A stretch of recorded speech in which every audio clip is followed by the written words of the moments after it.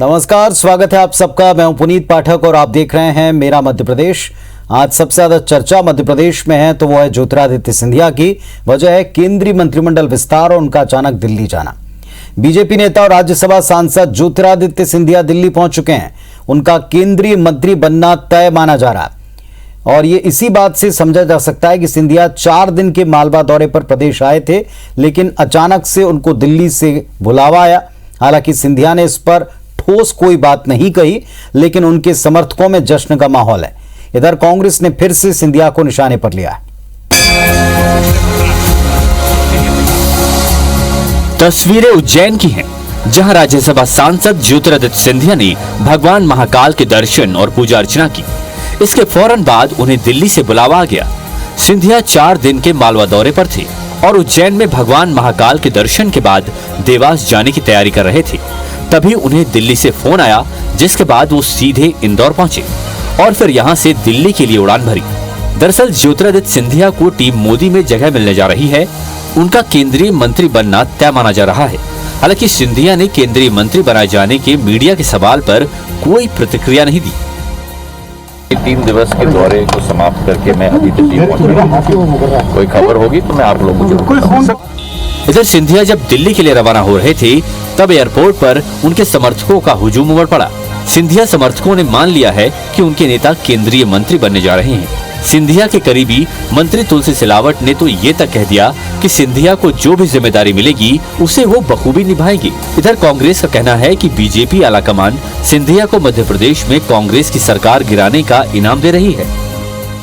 सिंधिया जी को कोई भी जिम्मेदारी बाखूबी से निभाया है। शीर्ष नेतृत्व ने उन्हें बुलाया है।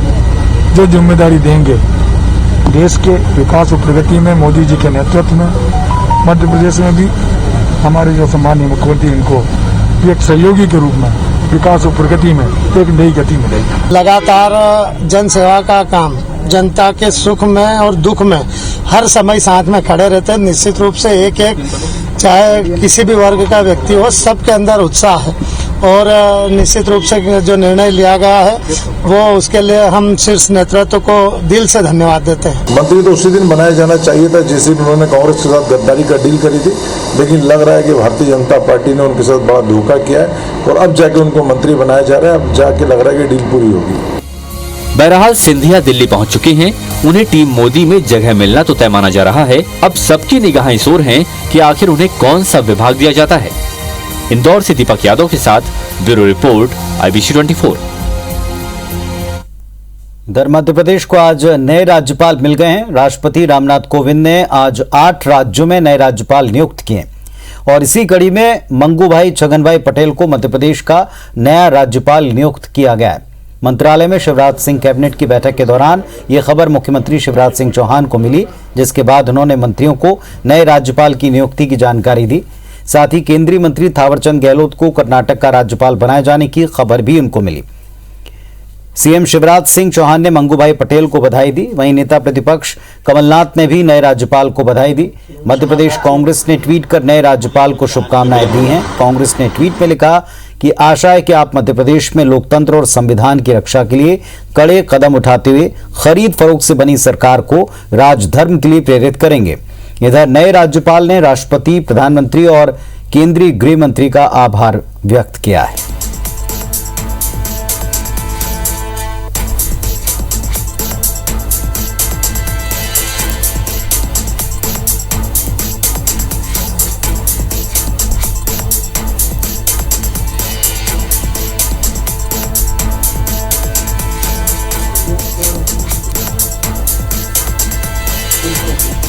नए राज्यपाल को शुभकामनाएं देने का सिलसिला भी जारी है। पूर्व सीएम कमलनाथ ने भी ट्वीट कर बधाई दी है और ये कहा है कि आशा है आप संवैधानिक मूल्यों और लोकतांत्रिक परंपराओं के साथ मध्य प्रदेश का मार्गदर्शन करेंगे। ये कांग्रेस पार्टी का ट्वीट देख रहे हैं, मध्य प्रदेश कांग्रेस का। उन्होंने भी नए राज्यपाल को शुभकामनाएं दी हैं और ये उम्मीद की कि मध्य प्रदेश में लोकतंत्र और संविधान की रक्षा के लिए कड़े कदम उठाते हुए खरीद फरोख्त से बनी सरकार को राजधर्म के लिए प्रेरित किया जाएगा। ये मध्य प्रदेश कांग्रेस का ट्वीट है।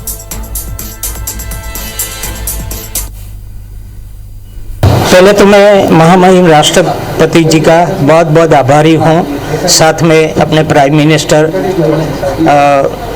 उनका, गृह मंत्री अमित भाई शाह का, हमारे पार्टी के अभी तो मैं हमारे बोल सकता हूँ जेपी नड्डा जी राष्ट्रीय अध्यक्ष, यहाँ CR पाटिल जी, मुख्यमंत्री विजय भाई, डेप्यूटी CM नितिन भाई और सभी मेरे साथी जो 6 पुराने हैं, उस सब का मैं आभार मानता हूँ।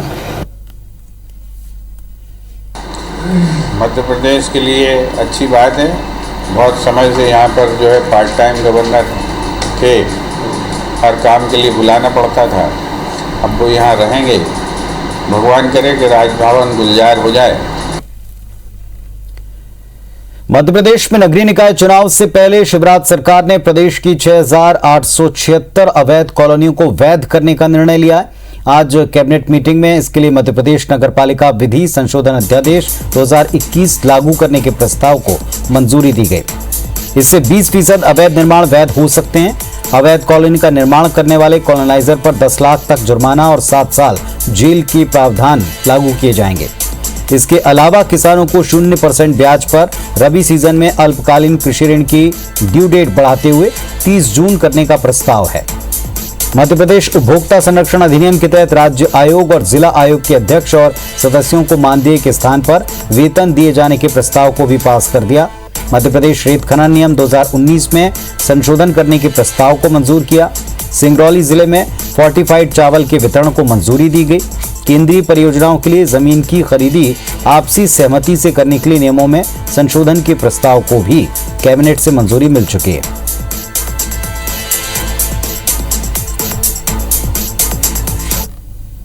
मध्य प्रदेश की खनन, परिवहन, भंडारण एवं व्यापार नियम 2019 के 21 में इस संशोधन का अनुमोदन किया गया है कि रेत नियम 2018 के तहत ग्राम पंचायत, नगरीय निकाय, जिला खनिज प्रतिष्ठान में जमा राशि राज्य की संचित निधि में जमा कराई जाए। जमा राशि का उपयोग विकास कार्यों में किया जा सकेगा। कैबिनेट से अध्यादेश पास हुआ है और इसमें प्रदेश में जो भी अनाधिकृत कॉलोनियां हैं,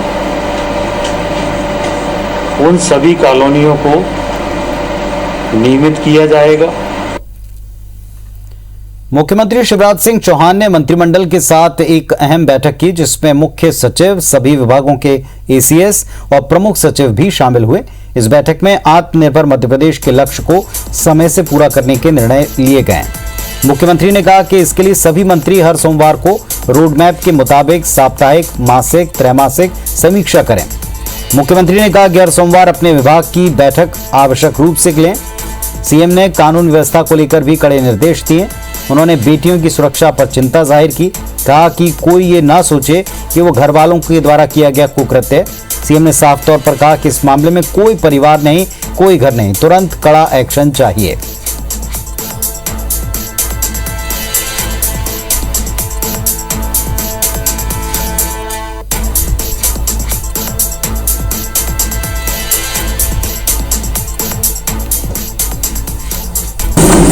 अगर हम रिव्यू करेंगे तो अधिकारियों के काम में तेजी आएगी। लीड मंत्री को करना है और निर्देशों का पालन अधिकारियों को करना है। इसलिए नियमित रूप से ये सोमवार की बैठक बहुत आवश्यक है और आप समय सीमा में काम हो रहा है कि नहीं हो रहा है चेक करें, निर्देश दें। और कहीं आपको बाधा लगती है कि देर हो रही है या ठीक से काम नहीं हो रहा है, तो लोग फिर उसको बहुत गंभीरता से लेंगे। मैं भी गंभीरता से लूंगा। हमारे सहयोगी नवीन कुमार सिंह इस वक्त भोपाल से जुड़ रहे हैं। सीधे नवीन का रुख करते हैं। नवीन, सीधे तौर पर कड़े शब्दों में कहा है कि अगर वक्त पर काम पूरा नहीं हो तो आप गंभीरता से लें और अगर आप ना लेंगे तो हम गंभीरता से लेंगे।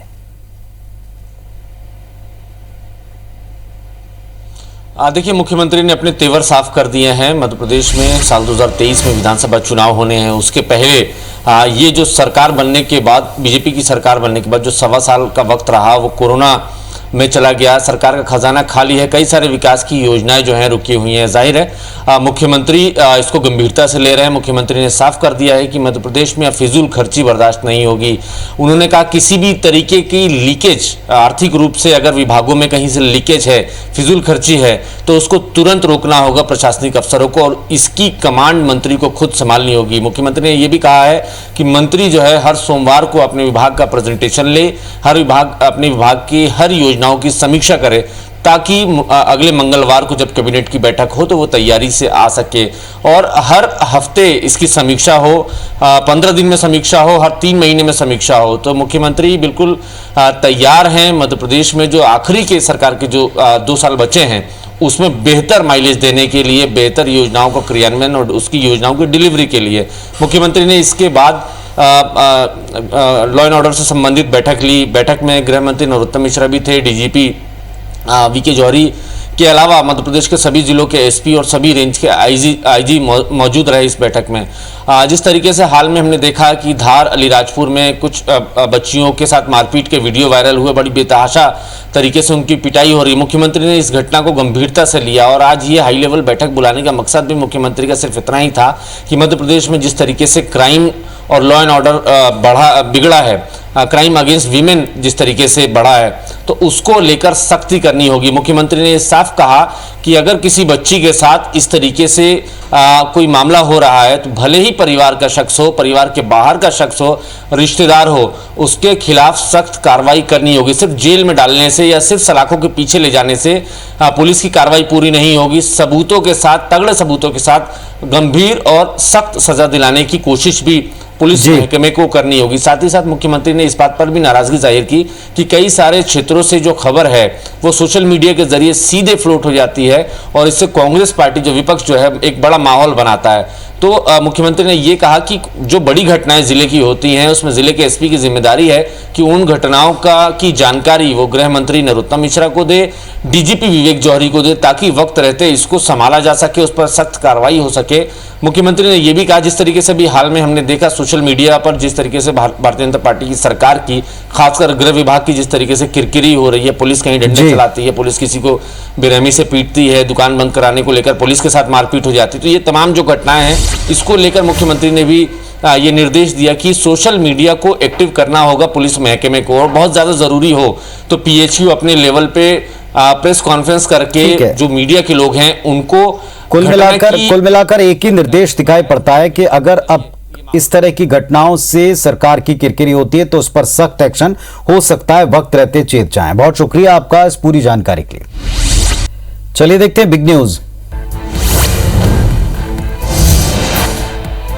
राष्ट्रपति रामनाथ कोविंद ने एक साथ 8 राज्यपालों की नियुक्ति की, जिसमें 4 नए गवर्नर बने हैं और 4 गवर्नर का ट्रांसफर हुआ है। रमेश बैस को झारखंड का राज्यपाल नियुक्त किया गया, थावरचंद गहलोत को कर्नाटक का राज्यपाल बनाया गया, हरिबाबू कंबपति को मिजोरम का राज्यपाल, जबकि मंगूभाई छगनभाई पटेल को मध्य प्रदेश का राज्यपाल नियुक्त किया। राजेंद्र विश्वनाथन अर्लेकर को हिमाचल प्रदेश का राज्यपाल बनाया गया। वहीं मिजोरम के राज्यपाल पीएस श्रीधरन पिल्लई को गोवा का राज्यपाल, हरियाणा के राज्यपाल सत्यदेव नारायण आर्य को त्रिपुरा का राज्यपाल और हिमाचल प्रदेश के राज्यपाल बंडारू दत्तात्रेय को हरियाणा का राज्यपाल नियुक्त किया गया है।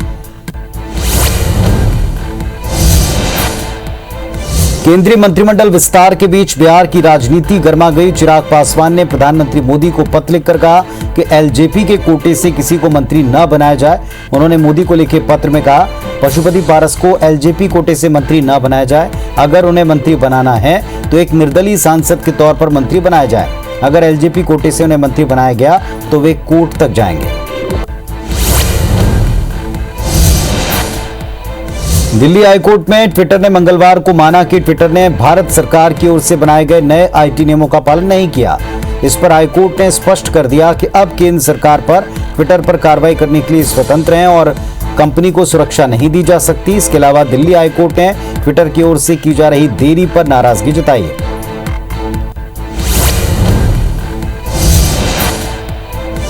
रूस के सुदूर पूर्वी क्षेत्र कमचतका में लापता विमान का हिस्सा हवाई अड्डे के रनवे के पास 5 किलोमीटर दूर ओखोत्सव समुद्र तट पर मिला है, जहां विमान को उतरना था। फलाना शहर के लिए उड़ान भरने वाले एंटोनो AN-26 विमान उतरने से पहले रडार के दायरे से बाहर चला गया था, उसका संपर्क टूटा था। खबर है कि दुर्घटना में विमान में सवार 28 लोगों में से एक भी जीवित नहीं बचा। मध्य प्रदेश साइबर हेडक्वार्टर ने एक अंतरराष्ट्रीय गिरोह का पर्दाफाश किया है। बिटकॉइन, बजरेएक्स, बिनांस और टीथर के जरिए दूसरे देशों में पैसे भेजे जा रहे थे। इस अंतर्राष्ट्रीय रैकेट ने देश भर के नेटवर्क फैला रखा था। साइबर हेडक्वार्टर ने इस गिरोह का भंडाफोड़ करते हुए 4 आरोपियों को दिल्ली, गुड़गांव और राजकोट से गिरफ्तार किया। वहीं राजकोट के विजय हरियाणी और मुंबई के विजय छुटलानी की तलाश अब भी जारी है।